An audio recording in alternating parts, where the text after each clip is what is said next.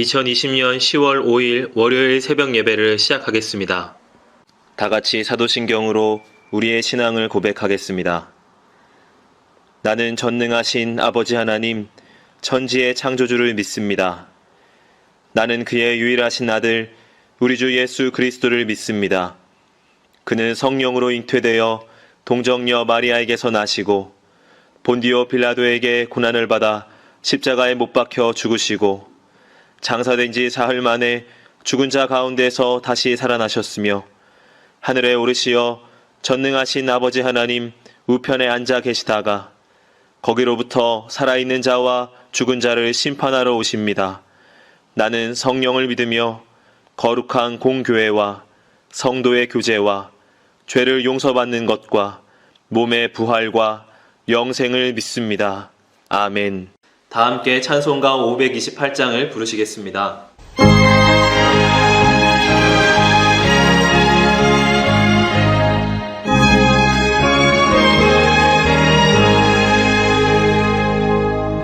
예수가 우리를 부르는 소리 큰 성 부러워 문 앞에 나와서 사면을 보며 우리를 기다리네. 오라 오라 방황치 말고 오라 죄 있는 자들아 이리로 오라 주 예수 앞에 오라 간절히 오라고 부르실 때에 우리는 지체하냐. 주님의 은혜를 외하기 받고 못 들은 채 하려나. 오라 오라 방황치 말고 오라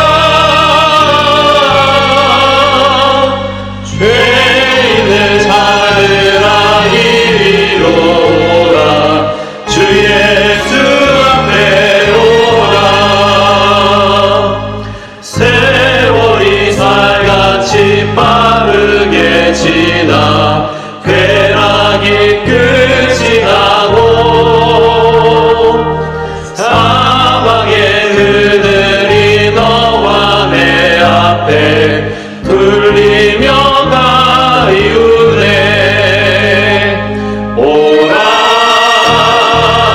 오라 방황치 말고 오라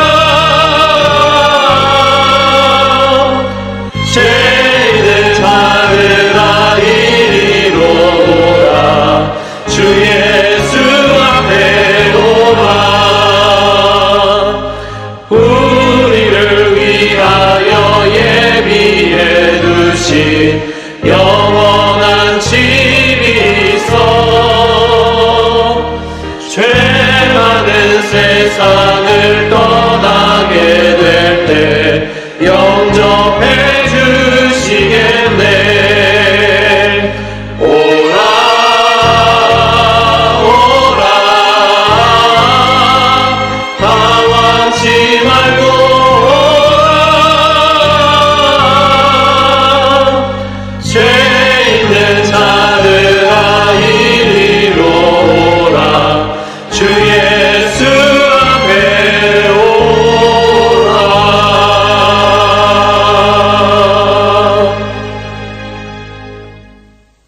이 시간에는 함께 기도하는 시간을 갖겠습니다. 민족의 복음화와 세계 선교를 위하여 우리 교회 3133 비전과 담임 목사님, 부교역자들과 직분자들, 사명자들을 위하여 코로나19로 인해 신음하는 이 민족을 긍휼히 여겨주시고 속히 치유하여 주시도록 우리 교회 교우들의 가정과 직장과 사업장을 붙드시고 환우들을 치유하시도록 이 시간 함께 기도하도록 하겠습니다.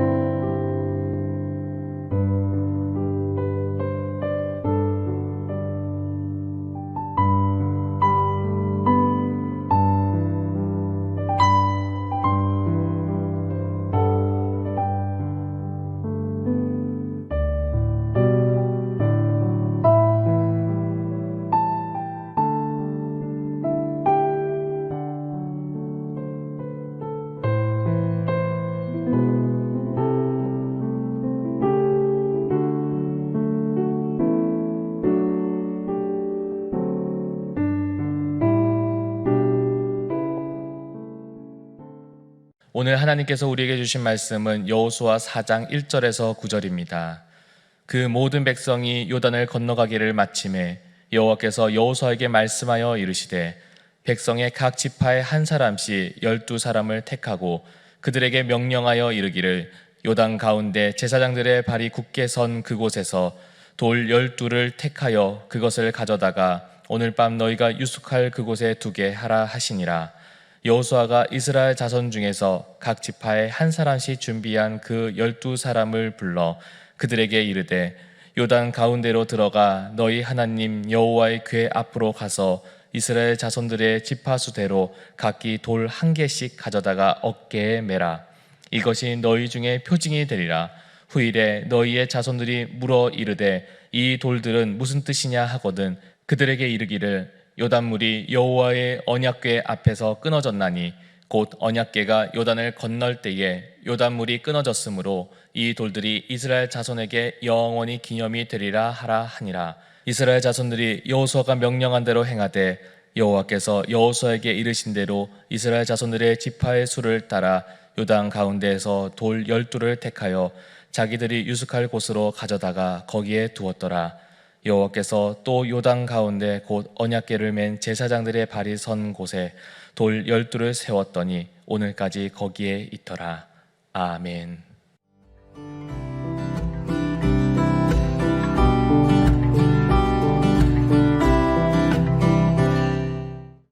오늘 말씀을 시작하기에 앞서서 여기 계신 성도님들에게 한 가지 질문을 드리고 싶습니다. 우리 자녀가 평생 행복하게 살기 위해서 우리가 어떤 유산을 남겨주어야 할까요? 오늘 이 말씀을 통해서 우리가 함께 살펴보시는 이 시간 되기를 간절히 소망합니다. 오늘 본문에 나오는 이스라엘 백성들은 무려 40년 동안 광야에서 생활하였습니다. 머무를 집도 없었고 거할 기업도 없었습니다. 무려 한 세대가 바뀔 때까지 그곳에 있었습니다. 이제 여호수아를 지도자로 하여서 하나님의 명령을 따라서 이제 가나안을 정복할 준비를 하게 되었습니다. 그런데 막상 가나안 땅을 정복하려고 하니 바로 앞에 있는 요단강부터가 큰 문제가 됩니다. 눈앞에 있는 이 요단강은 그 당시 그냥 졸졸졸 흐르는 얕은 시냇물이 아니라 강이 범람하여서 지금도 사람이 들어가면은 흔적도 사라질 정도로 그렇게 큰 강이 그곳에서 그들의 눈앞에서 흐르고 있었습니다. 그런데 하나님의 명령을 따라서 앞서 언약궤를 맨 제사장들이 그들이 담대하게 요단의 발을 물을 잠겼을 때에 요단 강이 끊어지고 이스라엘은 습하고 젖은 늪이 아닌 마른 땅을 건너감을 경험하게 되었습니다. 그리고 나서 하나님의 명령대로 여호수아가 각 지파별로 강을 건널 때에 하나님께서 강의 물을 끊으신 것을 기억하고 기념하기 위해서 요단 가운데 있는 12돌을 가지고 와서 각자의 처소에 두라고 명령하십니다. 오늘 이 말씀에서 두 가지 중요한 사실을 살펴볼 수가 있습니다. 먼저는 이스라엘 백성들이 요단을 건넌 그 부모 세대가 하나님의 은혜를 먼저 경험했다라고 하는 것입니다. 사랑하는 성도 여러분, 하나님의 은혜는 어떻게 경험하겠습니까? 하나님의 은혜를 경험했다는 것은 어떤 것입니까? 여러 가지 우리가 비결과 이유와 간증들이 있겠지만 우리가 공통적으로 살펴본다면 그것은 바로 하나님의 말씀 가운데, 하나님 뜻 가운데 순종하는 것입니다. 때로는 우리 가운데 하나님께서 하라고 하신 일이 있습니다. 그런데 그것이 내가 생각하기에는 너무나 말도 안 되고 터무니없다라고 느낄 때가 있습니다. 그런데 그럼에도 불구하고 순종할 때에 그 가운데서 하나님의 놀라운 역사심이 일어나는 것입니다. 범람한 요단강은 절대로 맨발로 건널 수 없는 그러한 강입니다. 오히려 맨발로 건넜다가는 굉장히 위험할 수도 있습니다. 상식적으로 말이 안 되는 것이죠. 그러나 하나님의 말씀이기 때문에, 하나님의 명령이기 때문에 이스라엘 백성들은 순종했습니다. 그때에 강에 물이 열렸습니다. 건너갈 수 없는 곳에 길이 열렸습니다. 부르신 대로 그대로 순종하였기에 일어난 결과인 것입니다. 때로 우리가 이런 믿음의 사람이 하나님의 말씀 가운데 순종했을 때 이런 결과를 얻는 것을 우리는 종종 듣기도 합니다. 때론 신문기사나 때론 여러 간증을 통해서 정말 말씀 가운데 순종한 사람들이 그로 인해서 하나님의 놀라운 역사심을 경험했다고 하는 일들. 그런데 그 일들 가운데 공통적으로 바라보게 되는 것은 바로 하나님의 뜻 가운데 순종하였다라고 하는 것입니다. 그리고 그 뜻에 순종하기 위해서 그들이 계산이 아닌 믿음으로 순종하였기에 하나님께서 놀라운 은혜를 경험했다는 것을 우리는 덜어보게 됩니다. 우리가 하나님의 부르신 가운데 얼마나 열심으로 순종하고 있습니까? 우리가 지금 하나님 앞에서 우리가 충성이라고 하는 단어를 순종이라고 하는 떠올린다면 우리는 과연 100점 만점에 몇 점을 쓸 수 있겠습니까? 우리가 이 코로나19 사태를 맞이하면서 우리가 한자리에 모여서 예배드리는 것이 굉장히 어려워졌습니다. 그리고 우리가 교회에서 함께 모여서 신앙생활하는 것, 우리 구역원들끼리 모여서 함께 신앙을 나누는 것, 그런 것 자체가 너무나 어려운 시대가 되었습니다. 그러나 우리가 그렇게 우리의 자리가 멈추어졌다고 해서 하나님께서 우리를 향한 부르심 자체가 멈춘 것은 아닙니다. 오히려 그 가운데서 하나님이 지금 있는 그곳에서 우리가 하고자 하는 하나님의 뜻이 있고 하나님의 계획이 있으시다고 하는 것입니다. 우리가 그 하나님의 부르심 가운데 기쁨으로 순종할 때 그곳 가운데 하나님의 은혜가 있음을, 그리고 그걸 통해서 하나님의 예비된 하나님의 역사심이 있음을 기억하시면서 모두 그 부르심 가운데 순종하시는 저와 여러분이 되시기를 간절히 소망합니다. 그리고 그 받은 은혜를 그 자손들에게 그대로 전달하고자 하였다는 것을 이 말씀을 통해서 보게 됩니다. 12돌을 세웁니다. 그리고 그 돌이 무엇인지 어떤 의미를 담고 있는지를 각 지파별로 기념하였다라고 하는 것입니다. 하나님의 은혜를 받았으면 내가 어떤 은혜를 받았으며 어떻게 받았는가를 전하였다라고 하는 것입니다. 이것은 매우 중요한 일입니다. 그리고 우리가 해야 되는 일입니다. 아이들이 신앙생활을 잘하기 위해서 정말로 중요한 역할을 하는 분들은 바로 부모님입니다. 왜냐하면 가장 가까이서 부모님들이 어떻게 신앙생활을 하고 어떻게 믿음을 고백하고 어떻게 정말 예배를 드리는지를 그 아이들이 보고 듣고 그대로 이어가기 때문입니다. 그렇기 때문에 우리가 아이들에게 믿음을 유산으로 남겨준다라고 우리가 고백을 한다면 그것은 먼저 받은 하나님의 은혜와 사랑을 아이들에게 그대로 전하여 주는 것이라고 하는 것입니다. 사랑하는 성도 여러분, 그렇기 때문에 우리가 자녀들에게 가장 많이 해야 되는 이야기의 주제는 내가 먼저 받은 하나님의 은혜와 사랑이 되어야 됩니다. 자녀들과 어떤 이야기를 주로 나누십니까? 어떤 말을 주로 많이 하십니까? 근데 그것이 하나님의 은혜와 사랑을 내가 느꼈던 것을 그러한 간증이 가장 많으시는 저와 여러분이 되시기를 간절히 소망합니다.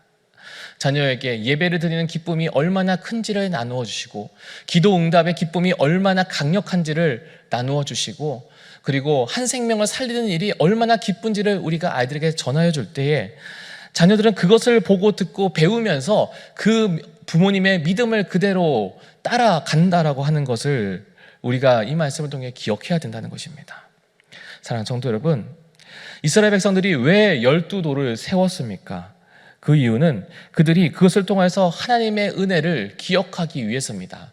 더 나아가서는 그들이 받았던 하나님의 은혜를 그들의 자녀들도 동일하게 누리게 하기 위해서였습니다. 그렇기 때문에 우리가 먼저 믿음 가운데 순종하여서 우리 자녀들에게 그 기쁨과 감격을 나눠줄 때 우리가 부모가 비로소 은혜의 통로가 되고 축복의 통로가 되는 것입니다.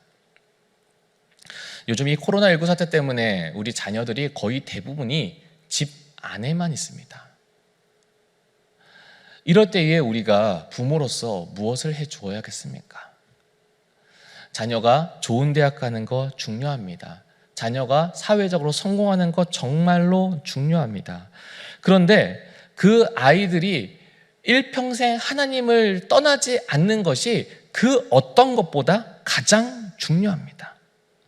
그렇기 때문에 지금 이렇게 자녀들과 함께 있을 수밖에 없는 이러한 때에 우리가 가장 열심으로 해야 되는 것은 자녀가 이 자리에서 지금 있는 가정에서, 지금 있는 자리에서, 교회에서만뿐만 아니라 그들의 자리에서 열심으로 말씀을 듣고 말씀을 보며 기도를 하며 하나님을 경험하는 것입니다. 그럴 때에 그 자녀들이 일평생 주님을 떠나지 않을 때, 그리고 그들이 어려운 일이 겪더라도 그들이 하나님을 따르고 의지하려고 할 때에 그것을 통해서 그들이 경험한 바를 그대로, 그 부모가 경험한 그대로 이어갈 때에 일평생 우리 자녀들이 행복할 수 있는 믿음의 유산을 남겨주는 것이 될 것입니다. 그렇기 때문에 사랑하는 우리 성도 여러분, 가장 먼저는 우리가 하나님의 말씀 가운데 순종하시는 저와 여러분 되시기를 간절히 소망합니다. 그것을 통하여서 정말 하나님께서 놀랍게 역사하심을 통하여서 놀라운 기쁨과 은혜를 경험하셔서 그것을 자녀들에게 그대로 나누어주고 이야기해줌을 통하여서 우리 부모님의 믿음을 아이들이 그대로 본받을 수 있도록 그렇게 힘쓸 때에 그것을 통하여서 자녀들도 동일하게 하나님의 은혜와 사랑 가운데 거하시는 일을 우리가 준비하며 나아가시는 그런 저와 여러분 되시기를 간절히 소망합니다. 주신 말씀을 생각하며 잠시 묵상으로 기도하겠습니다.